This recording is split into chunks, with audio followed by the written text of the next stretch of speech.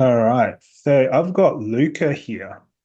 We crossed paths when I was on Skool as well, which is a platform designed by Sam Ovens and Alex Hormozy.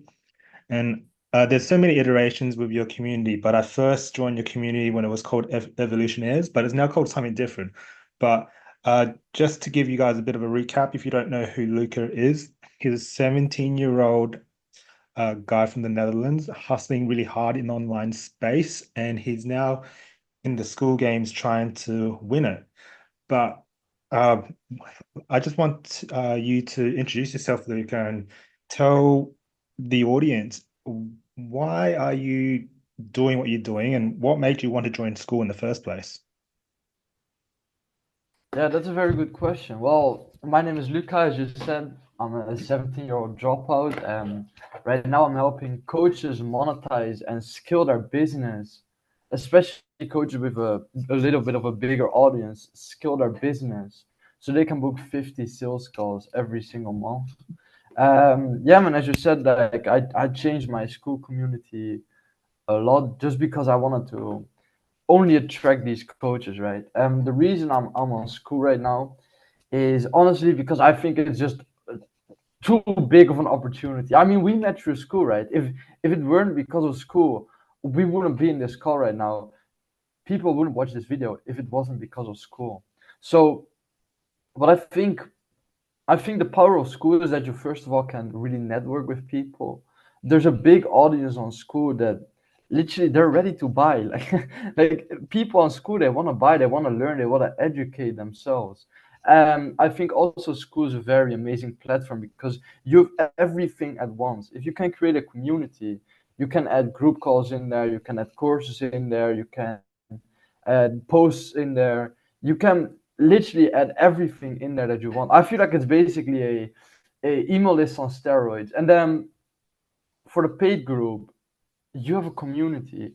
I genuinely believe that a community is one of the most important things when it comes down to reducing churn. So yeah, man, that's a few reasons why I think Skool is such a great platform. Of course, there's a lot more, but yeah, man, I just wanted to keep it short and concise. Yeah, no, I appreciate it. And yeah, definitely agree. Schools, it still is a social media platform. And the thing about social media platforms is all about gaining attention and keeping your attention. So, what makes you think School stands out against Instagram, which is more so about aesthetics, pictures, videos, TikTok, which is all about attention and videos, and YouTube, which is kind of educational and a bit for everybody. What makes School so different to different other social media platforms? That's a very good question. What makes Skool different compared to other platforms is, in my opinion, is that Skool, first of all, you have the community aspect in Skool, right? So on YouTube, you can't really interact with the creator, you can't really interact with its audience. You can on Skool, so that's the first thing.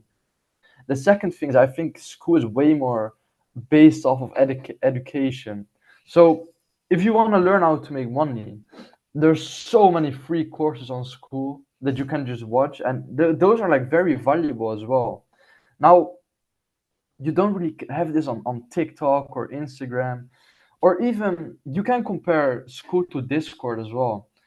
I've never really been a Discord fan. I've never really been on there, but I don't really think there are a lot of high quality people that you actually want to network with on Discord. Like I've never seen a multi-millionaire on Discord. Honestly, maybe they are. There probably are a few, but I've never really seen high quality people, people that I personally want to network with.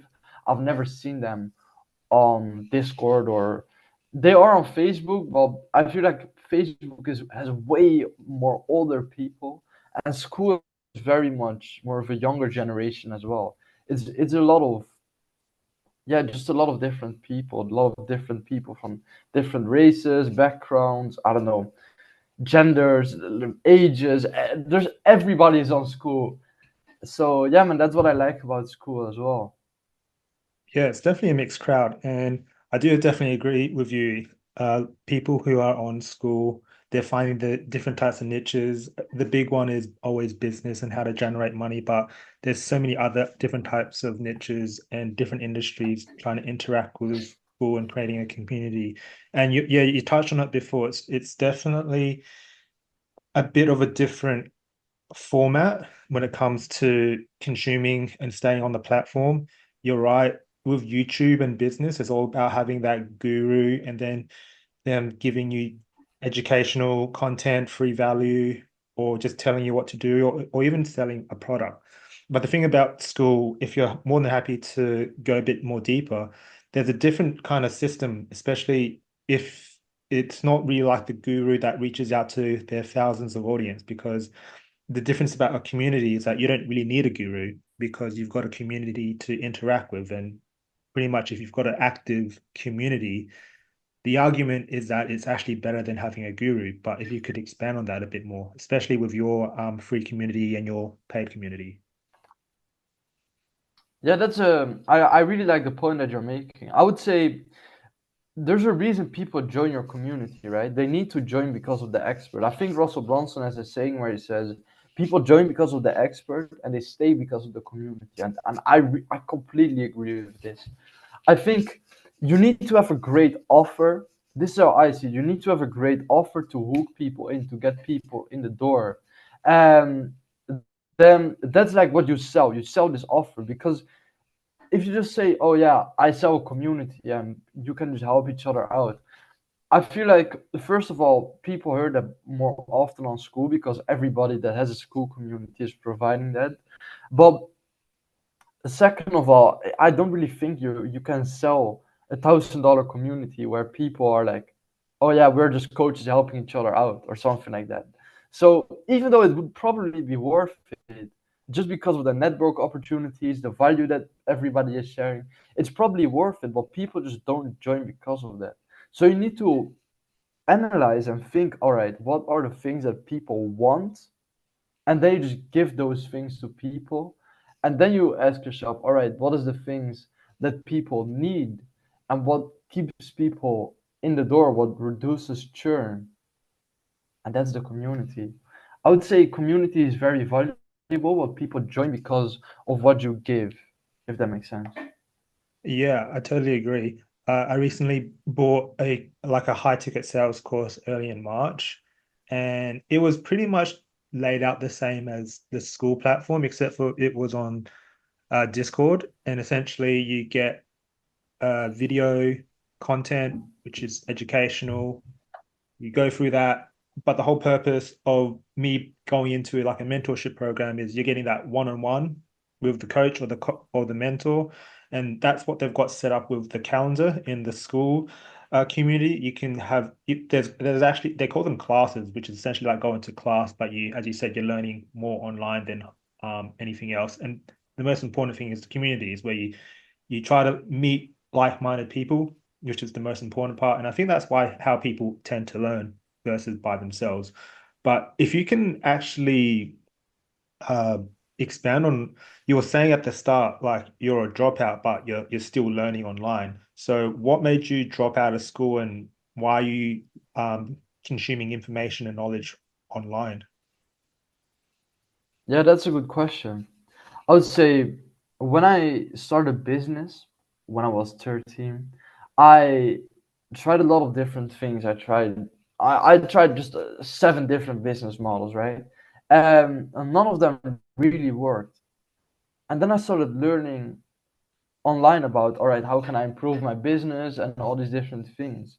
And very quickly I realized that school is never going to make me rich because school isn't designed to help you become an entrepreneur. It is not designed to help you become a business owner. It's designed to help you become an employee.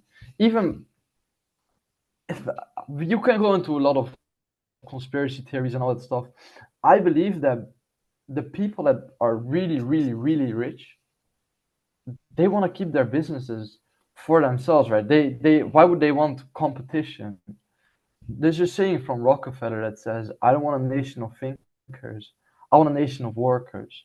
Now, without going into too much conspiracy theory, for me it's very simple. School is not going to help me create a business because I've actually tried 2 years of business school because I basically had to. I was forced to by the law. Um, I learned nothing there. I learned how to pay taxes. Think about that.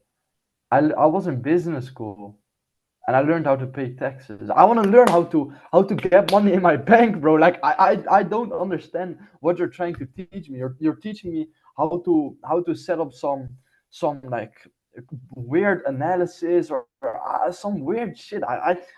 They taught me so much weird shit that I wasn't interested in. That at some point I was like, this is not going to help me generate cash in my bank account. And on top of that, I think the school system is very outdated as well. It's like 50 years old. They don't even talk about online investing or online business or anything like that. They talk about opportunities that are 70 years old. I don't care. I want money in my bank account right now. I want to learn how to make money online. They don't teach me that. So yeah, they taught me how to pay taxes, and then I started to pay taxes on the income that I generated. Still had no idea how to do taxes. Maybe it's because I didn't pay enough attention. That could be the case as well. But yeah, man, I still didn't understand all that shit. So I had to.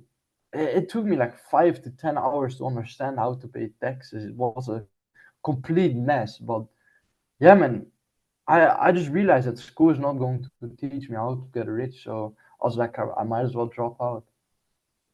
Yeah, very interesting point of view, especially like in the modern days, 2024 now, information is everywhere. Like you can pretty much get an education online. Uh, Exactly. yeah, so I'm just curious then, like you having this kind of mindset, to me, it sounds like that rebellious kind of young male mindset, which I feel like a lot of guys have. Not whether it's bad or wrong. It's just, you want to have more kind of freedom to decide what you want to do with your life. But did you even have any like influence into this decision outside of the internet? Like, what did your parents say? Did your friends agree or disagree with you?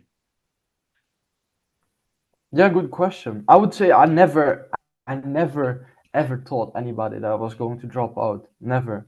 The only time I told people I was going to drop out is when people asked me, Luca, what are you going to do after this? Then I told them like I'm going to drop out. They all laughed at me to ask me like, oh, what are you going to do? I just said, oh yeah. I just laughed it off and I just said, oh yeah, I'll just be working. I don't know, some random job. Just a random job that came in my mind. I never told anybody really what I was planning to do. Yeah, when it comes down to my parents, of course, I had to tell them, right? So I can still remember one day I actually sat them down. I just told them, like, straight up, I'm going to quit school. I'm not going to go any further with this. Um, it was a hard conversation, man, honestly. My dad just, when I told them, my dad just sat there in silence, like, just thinking about the future of his son, right? Um, my mom just started crying. She just burst out in tears. And honestly, bro, when you make your mom cry because of a decision you make, not because something random happened, just because of a decision you make, that's painful, bro. Like I can't really describe that feeling. But yeah, man, like right now they see I'm making money, they see it's going well, so maybe I made it up a little bit with them. They still think I should go back to school, but yeah, man. Yeah, for sure. I mean, like no one wants to hurt like their parents' feelings, but they're in a different generation. So there was no internet back in their generation. You So can't blame them, right? yeah, absolutely. And it just seems so foreign to, I guess, parents in that generation to think about making money online. It just seems so foreign to them. But you being raised up in the Netherlands, and what's the culture like with, I guess, that relationship between like a son and a mother and father in terms of, was it like a pretty much like a mainstream, go to school, get a university job, get a house, get a mortgage, or is it a bit different in the Netherlands? Yeah, that's a. I would say first of all, I just want to get back to your first point. Everybody told me like all the people inside my that I told like, oh yeah, I have this like company right now and I'm helping coaches monetize and all this stuff. And, like the culture is everybody. People don't even know what I do. They just say, "Oh yeah, it sounds like a pyramid game." They don't even call it a pyramid scheme. They don't even know what a pyramid scheme is. They never looked into it. They just say, "Oh yeah, it sounds like a pyramid scheme." That's it. So I think that's a little bit of the culture right here that people are just like that. This is what my parents said as well. And again, you can't blame them. I just told them like, oh yeah, I'm planning to help coaches monetize their business. They just said, oh yeah, it's kind of like a pyramid game. And then I said, oh yeah, I'm going to buy this course. They said like, oh, but you can't buy this course because it's a pyramid scheme. I was like, they call it a pyramid game, by the way. But I don't know. I was like, you I feel like a lot of people in the Netherlands, and maybe this is in other countries as well, I don't know, is they don't even see opportunities. They just with every opportunity is like defense mechanism. They say like, oh yeah, this must be a bad thing. This can't be the truth because if it would really be like that big of an opportunity, everybody else would do it. And because everybody thinks, oh, if it was a really good opportunity, everybody else would do it. Nobody is doing it. So I think that's a little bit of the culture. And as you said, everything here just you go to school from age 3 to I don't know 25. Then after school, you might get a job, you might get not. I've seen I've seen studies say that 80% of the people that get a degree don't even work in the field that they get the degree in. That's it's crazy. it's complete bullshit. Even I even believe I have a lot of old friends of mine that I don't really speak to anymore that I went to school with and that just dropped out or that but they don't know what they're going to do next, right? But they just dropped out because they didn't like their how do you call it, the path they choose. I don't know how you call it. They didn't like the path they choose, and now they either switch paths, so they need to do 1 year of their lives again. They basically wasted 1 year of their lives, or they just dropped out completely. So they wasted a year just because they didn't know what path they would like to choose. So to me, it's complete insanity. I've actually seen numbers on that as well. I think around 60 or 70% of people in the Netherlands switch the path they choose. So they choose a a degree that they want to follow, and then they stop following that degree to focus on getting another degree, and they just switch and they just wasted 1 year of their lives. 60 to 70% of the people. It's insanity. Yeah, those stats sound so crazy. And I feel like it's just the change of the culture, the fact that social media and the internet has really changed how people want to work. But ultimately, if we just bring it back to your community, what kind of audience are you attracting? Or what kind of clients are you attracting in your free community and in your paid community? I know you're trying to help coaches, but could you elaborate more on like what type of coaches would benefit from your service and your community? Yeah, that's a I like that question. So basically, what we found out is that there's two types of people. You have conversion people and people that build an audience. So to business, there's four pillars, right? You have traffic, conversion, price, and retention. What we realized is that most coaches struggle to get clients, and then you need for to convert clients, you need traffic and you need to be able to convert them, right? Most of the time, people are either good at converting or at getting traffic. So what we realized is that we are good at converting people. So right now, what we need is we need to have people that have traffic, and then we just give them our systems to convert. One is two. They make a fuck ton of money, and we just take a little bit of money as well, and that's how we will really help coaches scale to 10, 20, maybe even 30K a month. Yeah, nice. And and that sounds like those numbers sound really amazing. So for someone who has traffic and would benefit from your service, like it sounds like it's a converting type of service, like they've got heaps of traffic, but they don't know how to convert. What makes your conversion strategies and techniques different from someone else? Because I'm sure there's a lot of people selling a similar offer than you are. So what makes your offer so unique and different to the market? I think nobody knows what they're doing. I genuinely believe that we have the best opportunity in the market. And the reason why is because here's the thing, we found everything out ourselves. We don't copy shit. Of course, we copy shit from other people, see if it works. But we don't just see, oh, it works, and then we just do it. And then we just keep doing it. We analyze, why does this work? Why does this thing work? And along the way, you will create a lot of different mental models, and you'll look at conversion in different ways that nobody really is looking at. How I see it is, you have the basics, right? Sorry, imagine you have a pyramid, and the pyramid has basics and it has the top. Everybody is copying the top. So on the top, there's like the specific messages that you send to people. There's a specific, I don't know, specific webinar that you should follow by. There's this specific onboarding call structure. But people don't understand why these things work. And I think me and my business partner have a perfect understanding of why these conversion systems work. And then we are able to create our own top of the pyramid. We are able to create our own DM strategy. We are able to create our own ways of standing out. We are able to create our own webinar strategy. Right now, we're just creating our own strategy. We get on a sales call. When people are qualified, we get on a sales call with 80% of the people that join our free community. That's stats I've never seen before. Never ever. Because our shit just works.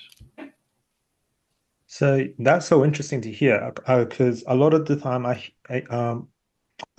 hear people converting through different types of funnels, but what makes you in based on your experience, what makes a DM conversion strategy that you're implementing? Why does it work so well? Yeah, that's a good question. So the funnel that we use right now is, we have DMs, and then we DM them to book a free one-on-one call with us. So this is just a 15-minute coaching call. And from that 15-minute coaching call, we make people book a sales call with us if they're qualified. Yeah, man, that's how we do it. So instead of I think this is the first thing. Instead of telling people in DMs to book a sales call with us, we just tell them, let's hop on a quick coaching call, and we just help them out a lot, right? It's not a call that we're really trying to sell our stuff or trying to implement a belief that they should buy from us or something like that. No, we just give a fuck ton of value. When you solve somebody's problem for free, and a new problem will occur, which is always the case, then they will go to us when a new problem occurs, and then we just charge them for it. So I think that's the first thing. We give them free value calls instead of directly telling them to book a sales call. Now, the second reason why is because what we do right now is we have this question in our community asking, why what is your biggest struggle right now? And then people answer with that question, and they answer what their struggle is. And then we just tell them, all right, I actually saw that you struggle with XYZ, right? They say yes. Then we just tell them, all right, we're actually specialized in helping you. Of course, if they're qualified and if we actually think we can help them, we say, all right, I actually believe that we can really help you. Would you like for me to give you some advice? They say yes. We just book a quick 50-minute call, and we just go from there. So I think that's the second thing, is that we really ask them about their problems. What are your problems? And then we look, do we actually have a solution to their specific problem? So it's way more specialized for them as well. I think those are the main two reasons why our things work so well. Of course, we have credibility. We have a lot of testimonials inside our free community. We have we give a lot of value through posts and courses inside our free community as well. So I think it's a combination of a lot of different things, but these two are the main things. Awesome to hear. That's great. And that's so important about trying to build that trust by giving just free value at the start, because trust is one of the hardest things to build, especially at the start. But once you've got that trust going, you got the testimonials going, things get a bit easier. And as we were talking about earlier before, why no one is in business or doing business, or when people try to set up a business, they tend to stop because it's that hard. So for you though, what kind of difficult things are you facing like this week and the last week that you're trying to figure out right now in terms of how you're structuring your business, how you're finding clients and all that stuff? Yeah, that's a good question, man. I would say the thing that we're struggling with the most right now is attracting high quality leads. So we we get some leads, not really too many, honestly. We get like 10 people a week inside our free community together. But the problem is we hop on sales calls with them, we sell to them, all that stuff. But they just when we sell to them, they just don't have the money. And it's not that they say like, oh, it just has an objection, oh, I don't have money. We literally see their bank account. It just says like, oh yeah, $100 in our bank. And it's like, yeah, I'm sorry, but we can't sell to you if you don't have money, right?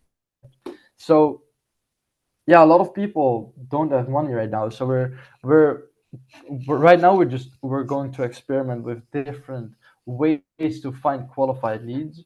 Honestly, I feel like it's working pretty well right now, but we need to test it out more to say it with complete confidence. Yeah, right. Yeah, that's the thing. When you're dealing with people across the world, we're in 2024 now. Inflation is hitting everyone so hard. And it's either you don't have any money, you got a bit of money, or you've maxed out your bank account, or sorry, your credit card. So yeah, that's the big issue right now when it comes to people trying to find or build a business online or trying to even make money online. So yeah, it's so hard to even find like quality leads. So if that's an issue for you, what do you see you how are you going to address that outside of like organic traffic? Are you going to do paid ads? How are you going to find more quality leads? I think the way to find high quality leads is first of all by understanding who they are. Because if you don't understand who these high quality leads are, you don't know who you're hanging out. So you might be creating content on TikTok, but if the people that you're trying to target are not on TikTok, if you're, for example, imagine you're targeting 65-year-old men that want to, I don't know, want to retire. They're probably not on TikTok or not as much. They're probably more on Facebook or Instagram or any sites like that, right? So I think the first thing you need to do is ask yourself where are the people that I'm trying to target. Then you need to know what hooks these people, what gets these people in the door, what can I say to make these people go like, holy shit, this is my guy. This guy can really help me. If you find those things, and if you know what to say to convert these people, then I think it will be easier to get these people on the door. Of course, it's also about your messaging, right? If I make a title, how to start your business from scratch, compared to how to scale your coaching business from 1 to 10K a month within 90 days. That's a completely different title and it will target completely different people because the first title will target people that are just starting out in business. The second title will target people that are already making 1K, right?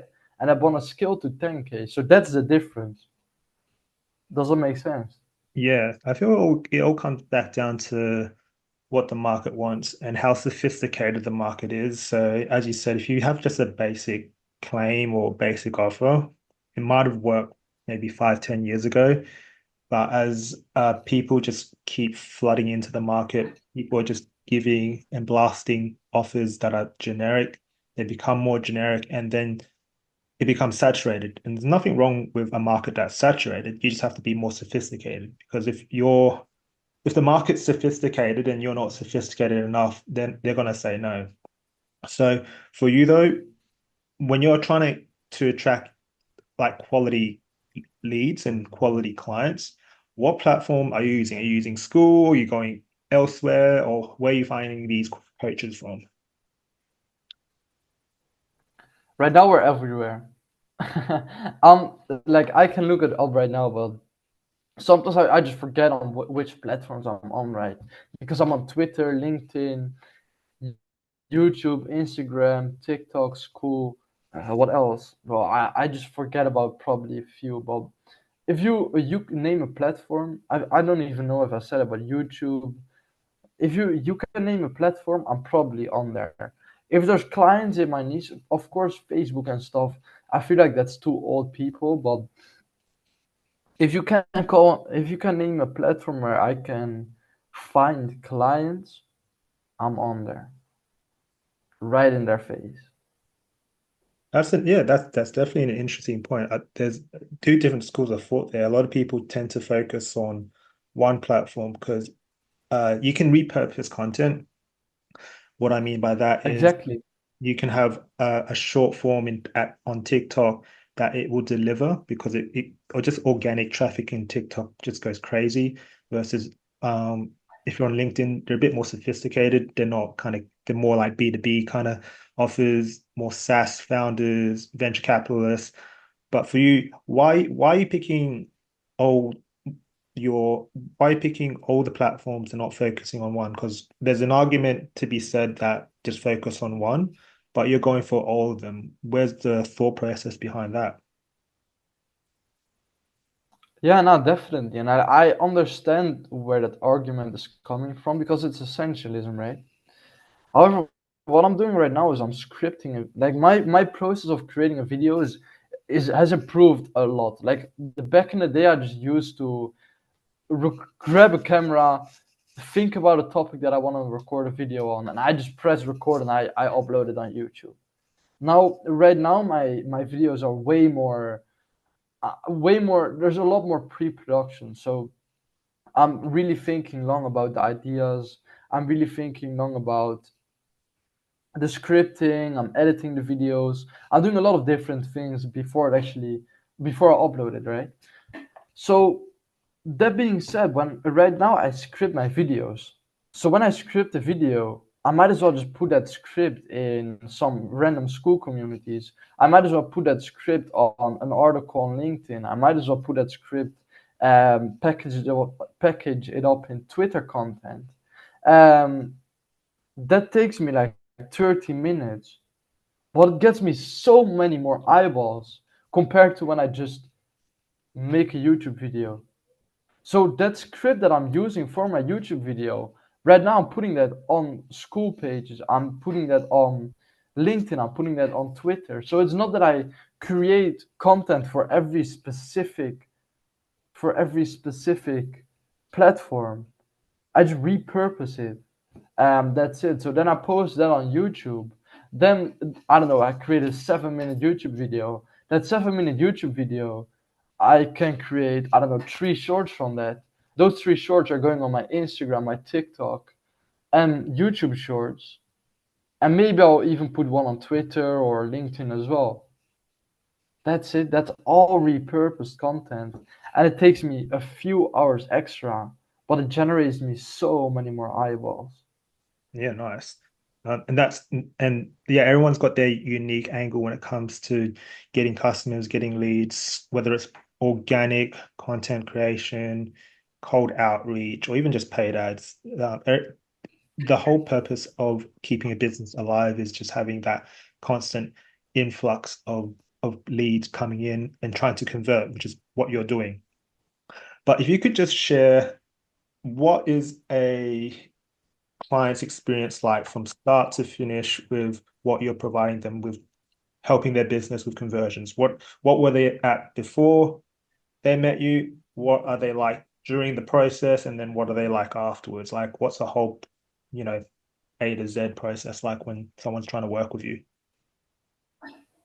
All right. Yeah. So now I need to nail this, right? Because now potential customers might watch this. Nah, I'm kidding. Nah, I would say, yeah, the first step that we will take.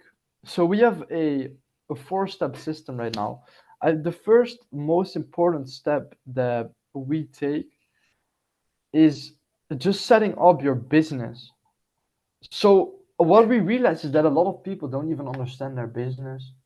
They don't understand exactly who they're targeting. Their offer sucks. They don't have product market fit. And this is especially with these bigger creators, right? They have shit product market fit. Their offer sucks. They don't understand their niche. They don't understand their target audience. Um, Most of the time, it's mainly that their offer sucks or they don't have product market fit, and they lose out on 90% of the sales they can make just because of these two big mistakes. So first of all, we really want to go over their funnel, their mainly the basics of their business, and help them get more clarification on who they're actually targeting, what these people need, what their problems are, and those kinds of things. So that's the first thing. The second step we take them on is finding these high quality leads. So right now, like as I said, I'm not really specialized in finding high quality leads. So my business partner is way more specialized in this. Um, what he does is he creates very specific content that attracts a very specific type of person. So we have a lot of people following us that are making 50, 100K a month. um yeah, that's just because of the content we create. So we create that content and we attract high quality leads. And if you can attract high quality leads, selling is so much easier. It's insanity. Like when you imagine you sell a 2K offer to somebody that's homeless compared to somebody that's making 5K a month. It's different, bro. It's different. So yeah, it's high quality leads. And the third step is we help them convert these high quality leads to actually book sales calls. Because when these people book a sales call and you know how to sell, right? It's game over. It's just game over, bro. Then the fourth step we take them on is we help them deliver a service that's insane.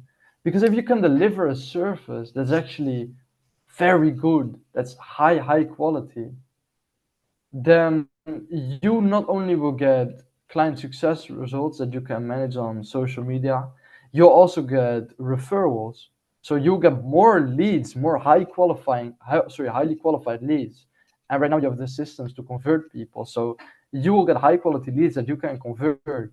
So you get customers on autopilot. Um, the third thing is you can upsell these people, you can downsell, you can cross sell, you can resell. So I think delivery is very important as well.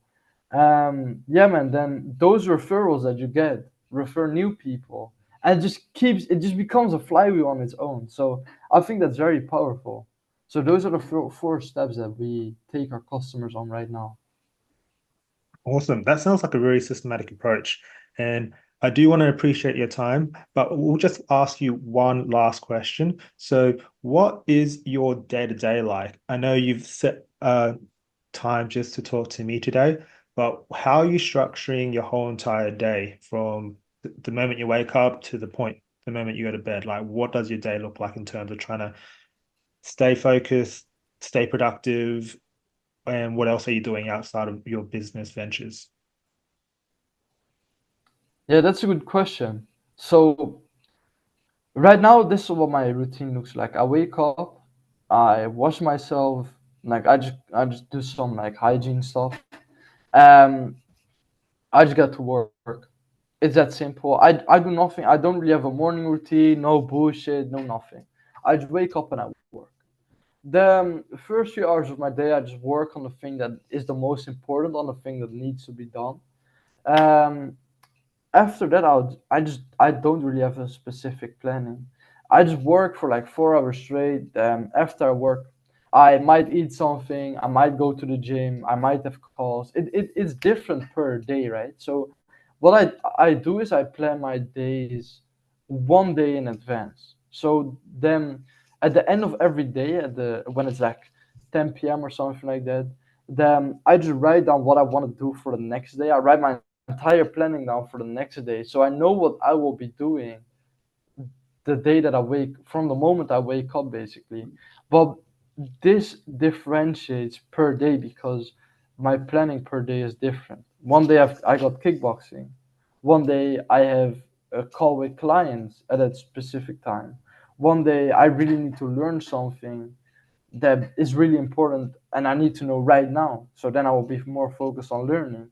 One day I need to go to the gym. One day, I don't know, like I got some family shit that I need to attend or that I want to attend or anything like that, right? So yeah, I think it's different per day. As long as I work the first 4 hours that I wake up. That's the only routine I have. Yeah, I love it. Wake up, get straight to work, and just hustle with grind, rinse and repeat, stay in shape, all the above. And those are pretty much the essentials in terms of trying to get the work done. Obviously, people say there's work-life balance, but if you want to get the work done, there's no balance between that. So it's just whatever is priority and to get it done. Um, but we'll end it there. I really do want to respect your time. But for people who do want to find you, where are you most active on, and what are your handles for your social media profiles? Yeah, yeah, if you want access to me, you can. I'm always the most active on Skool. I'm 24/7 on Skool. So if you have a question, join our free Skool community. Just DM me through there. You can also message me on Instagram. It's like everything you can find under my name. It's just Luca van Stralen. So you can message me everywhere that I'm active. So Twitter, LinkedIn, Instagram. I'd say I'm most active on Skool and Instagram. Awesome. Well, look, I do appreciate your time. We'll drop all the links to Luca's handles on our description. And Luca, I do appreciate your time. And we'll definitely chat next time and we'll deep dive into more aspects about your business and your life. And again, I do appreciate your time. Appreciate it. Awesome. You too, man. Thank you for your time today, bro. I appreciate it as well. Not a problem. I'll see you later, okay? All right. Take care, brother. Take care.